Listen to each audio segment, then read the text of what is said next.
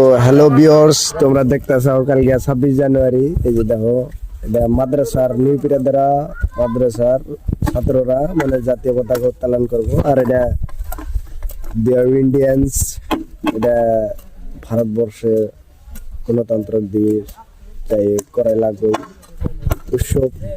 26 জানুয়ারি দেশ স্বাধীন, ভারত স্বাধীন হয়েছে।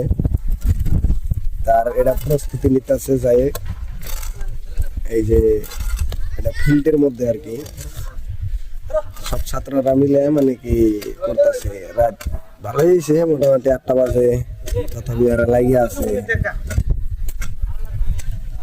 তোমরা ভিডিওটা শেয়ার করে দাও যে মাদ্রাসা ছাত্র এরকম করে মানে 26 জানুয়ারি পালন করব, তার জন্য চেষ্টা করে আছে। আর এটাই মানে চেষ্টায় সফলতা সবসময় থাকে।